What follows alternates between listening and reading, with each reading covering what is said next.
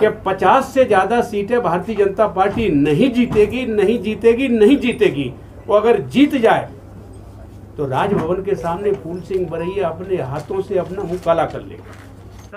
पूरे प्रदेश में भारतीय जनता पार्टी की सरकार कांग्रेस के कार्यकर्ताओं के साथ अत्याचार और अन्याय का सलूक कर रही है।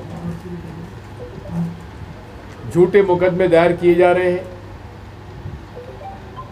मकान तोड़े जा रहे हैं, शक्ल देखकर एफआईआर दर्ज की जा रही है।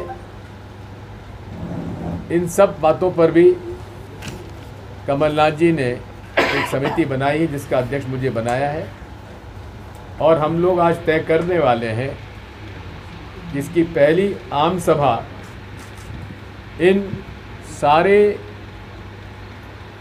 प्रकरणों की, जिसमें कि कांग्रेस के कार्यकर्ताओं पर झूठे केसेस बनाए गए हैं, उसकी पहली आम सभा जल्दी से जल्दी हम लोग दतिया से शुरू करेंगे।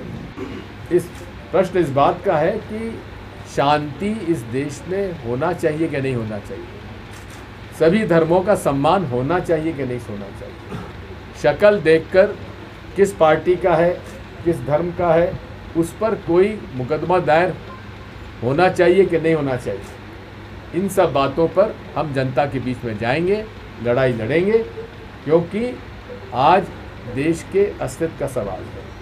संकल्प लिया, वो वास्तविकता है और संकल्प है। सुन लीजिए कि किस प्रकार से भारतीय जनता पार्टी को 2023 में 50 से ज़्यादा सीटें नहीं मिलेंगी। उसका कारण बता रहा हूँ कि जब 1,55,00,000 वोटों में कांग्रेस की सरकार बनी थी, अगली बार 1,65,00,000 वोटों में सरकार बनेगी, और शेड्यूल कास्ट और शेड्यूल ट्राइब और माइनॉरिटी ये तीनों मिलाकर के 2,40,00,000 2,40,00,000 वोट पर भाजपा का कोई हक नहीं है वोट मांगने का।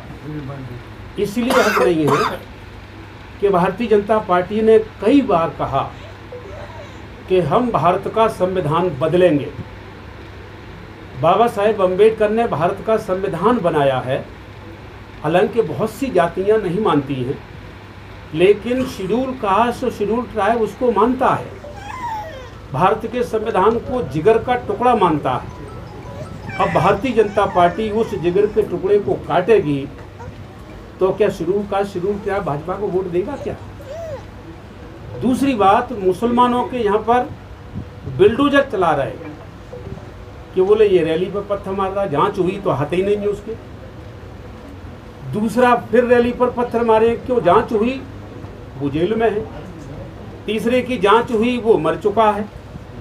क्या वो मुसलमान भारतीय जनता पार्टी को वोट देगा क्या? 2,40,00,000 में से ट्राइब का भी एक बहुत महत्वपूर्ण वोट है।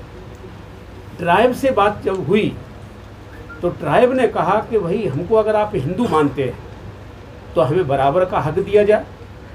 तो बराबर के हक देने की जब बात आई तो वो मुकर गए, वो किसी को बराबर का हक नहीं देते। तो फिर मुसलमानों ने झारखंड विधानसभा में, ट्राइब ने झारखंड की विधानसभा में एक बिल पास किया कि हमको फिर हिंदू ना कहा जाए। जब हिंदू हम कह रहे हैं, हिंदू के बराबर हमको हक मिले, जब हक नहीं दे रहे हैं तो हमको हिंदू ना कहा जाए, तो क्या ये ट्राइब का आदमी बीजेपी को वोट देगा क्या?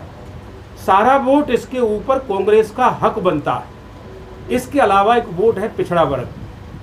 पिछड़े वर्ग के वोट को भारतीय जनता पार्टी ने इतना भ्रमित कर दिया है, इतना भ्रमित कर दिया है कि पिछड़े वर्ग का जो वोट है वो इतना भ्रमित हो गया है कि पिछड़े वर्ग को यही समझ में नहीं आता है हम किसको वोट डालें।